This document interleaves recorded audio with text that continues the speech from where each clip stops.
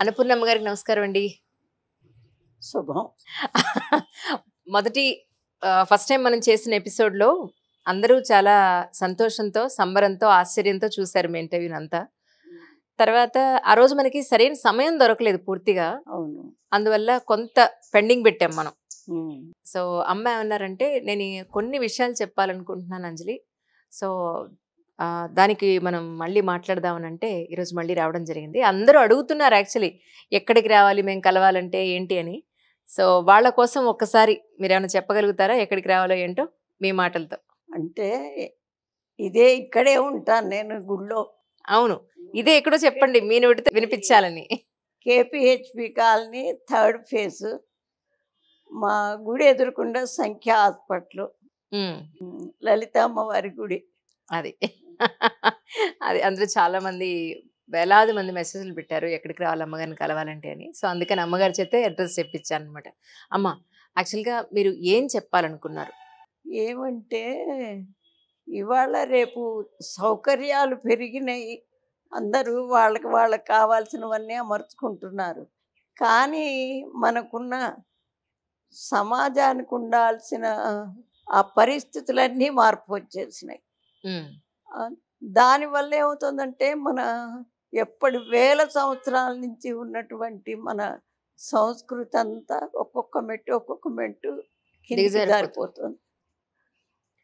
అట్లా కాకుండా పిల్లలు అన్నీ వెనక ఉన్నటువంటి పరిస్థితి అంతా తెలుసుకుని వాళ్ళు ఎట్లా నడవాలి అన్నది ఆలోచించుకుంటే వాళ్ళలో బాగా మార్పు వస్తుంది.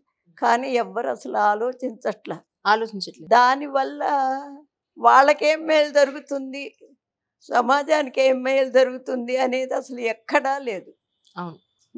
ఇప్పుడు దేశానికి చివర్లో ఉన్నటువంటి సోల్జర్స్ వాళ్ళ వల్ల ఇప్పుడు మనం హాయిగా గాలి పీల్చుకుని కంటి నిండా నిద్రపోతున్నాం. అవును. వాళ్ళ రక్షణ లేకపోతే మనం అసలు ఏమీ చేయలేం. అంతే కదండీ! అట్లాగే ఇప్పుడు సమాజానికి పట్టుకొమ్మలు ఇప్పుడున్నటువంటి పిల్లలందరూను. పిల్లలందరూ ఆడపిల్లలు కావచ్చు, మగపిల్లలు కావచ్చు. అవును. కానీ వాళ్ళు ఎంతసేపటికి మాకు చదువు, ఉద్యోగము, డబ్బు అంతే. ఒక్కటే అనుకుంటున్నారు. కానీ సమాజానికి మన బాధ్యత కూడా ఉంది, ఏదన్నా చెయ్యాలి అనేది అసలు ఎవ్వరి ఆలోచన రావటల్లా. హ్మ్. పెద్ద కష్టమేం కాదు. కానీ వాళ్ళు ఆలోచన చేస్తే మొదటి నుంచే పిల్లలు ముందు అబద్ధం చెప్పడం ఒకటి మానుకోవాలండి. అద్భుతం.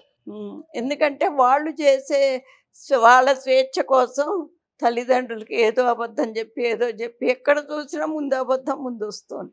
ఆ అబద్ధం వల్ల మనకి ఎంత నష్టం అంటే మనకే కాకుండా సమాజానికి కూడా నష్టమే. అవును. అసలు దానివల్ల ఎంత నష్టం అంటే చెప్పలేము. దాన్ని పూడ్చుకోవటానికి కొన్ని తరాలు పట్టొచ్చు. కరెక్ట్. ఇప్పుడైతే ఈ మధ్య అంటే ఒక కనీసం 15, 20 ఈ 2000 సంవత్సరం వచ్చినప్పటి నుంచే ఇంత మార్పు. అంతకుముందు ఇంత మార్పు లేదు. లేదు. కరెక్ట్ అండి. ఈ 20 ఏళ్లలో వచ్చిన మార్పుని మళ్ళా మామూలు స్థితికి తీసుకెళ్ళాలంటే ఎన్నాళ్ళు ఎన్ని పడుతుందో. సంవత్సరాలు పడుతుందో. అది మన బాధ్యత. మనం ఉండేదే సమాజంలో. పిల్లలు విన్నా వినకపోయినా తల్లిదండ్రులు చెప్పటం వాళ్ళ బాధ్యత. హ్మ్. చెబితే వాళ్ళ సంసారాలు బాగుంటాయి, దేశ పరిస్థితి బాగుంటుంది, సమాజం మంచిగా నడుస్తుంది. అంతేగాని పిల్లలకి ఇక ముఖ్యంగా ఫస్ట్ అబద్ధం చెప్పడం మానుకుంటే ఒక మెట్టు మనం ఎక్కినట్టు లెక్కే. కానీ చెబితే పిల్లలు వింటలేదండి. ఎక్కడా వినట్లేదు. పైనుంచి మీ జనరేషన్ వేరు. అప్పుడలా నడిచిపోయింది. ఇప్పుడు ఇలా చేస్తే నడవదు. ఇలా మాట్లాడుతున్నారు. నేనేమన్నానంటే పుట్టుక ఒకటే, చావు ఒకటే. డబ్బు, టైము అన్నీ సమయం సో, ఇవన్నీ ఒకటైనప్పుడు నేను అనుకోవడం ఏంటంటే పుట్టుకతోనే వాళ్ళ మైండ్ ఏదో తేడాగా పుడుతున్నారేమో అని డౌటొస్తుంది. లేకపోతే పరిస్థితులన్నీ అలాగే ఉన్నాయి. మనుషులు మార్చేదే కదా ఇదంతాను. ఈ ప్రకృతినంతా మనిషే మార్చేస్తున్నాడు. అంతా నాశనం చేసేస్తున్నాడు. సో, వీళ్ళ ఆలోచన విధానంలోనే ఎక్కడో తేడా వస్తోంది. ఎందుకొస్తుందో తెలియట్లా. ఫస్ట్ అండి ప్రెగ్నెన్సీ వస్తే వెనక హ్మ్. సహజమైనటువంటి లక్షణాలు వాళ్ళకు ఉంటాయి. అవును. ఇప్పుడు ప్రెగ్నెన్సీ రావటం ఆలస్యం. నెల నెల టెస్టులు, ఆ మందులు, తర్వాత నువ్వు కూర్చుంటే అమ్మో లేవబాకు, అమ్మో పడుకునుండు, రెస్ట్ తీసుకో ఇట్లా అంటున్నారు. అది భగవంతుడు పెట్టినటువంటి ఉమ్, పరిస్థితి అది. దాన్ని ఎవ్వరూ మార్చలేరు. కానీ వీళ్ళు ఈ మందులు వాడటాన తల్లికి పడుతున్నాయో లేదో కానీ పుట్టబోయే బిడ్డలకు పడుతున్నాయి అవన్నీ, ఆ మందుల పవర్ అంతా. అవును. అప్పుడు ఏమవుతోంది, వాళ్ళ ఆలోచనలో కూడా మార్పు వస్తుంది. అసలు నిన్న దేంట్లోనూ చూశాను, 6 నెలలు ఉంటాయండి పిల్లాడికి, తండ్రి ఏదో చెబుతున్నాడు ఆ ఊ అని అట్లా, వాడు కూడా అంటున్నాడు కొంచెంసేపటికి. ఉమ్, 6 నెలల వాడికి ఏమొస్తుంది అసలు? అవును. అంటే సైన్స్తో ఎంత ఇదిగా నేర్చుకుని పెరిగినా కూడా ఆ ఆలోచన అంతా అట్లా సైన్స్ ప్రకారం వచ్చినా కూడా మనం అంత దానిలో అసలు ఉండలేము. మనకి ప్రకృతి సహజమైనటువంటి కొన్ని లక్షణాలు భగవంతుడే ఇచ్చాడు, దానికి ఇంకొంచెం మెరుగు పెట్టుకోవచ్చు, అవును. తెలివితేటల్ని సద్వినియోగం చేసుకోవచ్చు.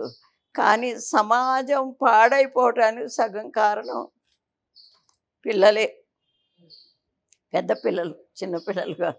పేరెంట్స్ అంటున్నారు. తల్లిదండ్రులు. అదే.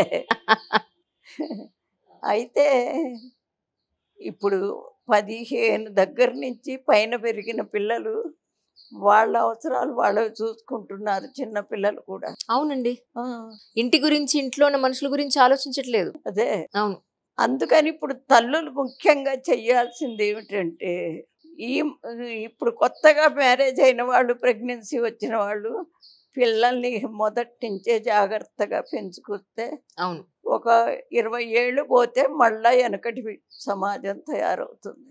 కానీ ఇప్పుడప్పుడే ఇది అయ్యేట్టు కనపట్టల్లా. కానీ తల్లులే దీనికి సరైన శిక్షణ ఇవ్వాలి. వాళ్ళు పూనుకుంటే కాందంటూ అసలు ఉండదు. ఆడవాళ్ళు పూనుకుంటే కానిది అనేది అసలు ఉండనే ఉండదు.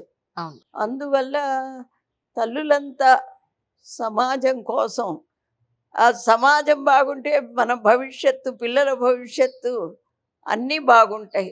అది ఆలోచించుకుని ఇప్పటి నుంచే చిన్నపిల్లలకి మొదటి నుంచి కూడా తల్లి తండ్రి గౌరవం, ఉమ్, ప్రేమని పంచటం.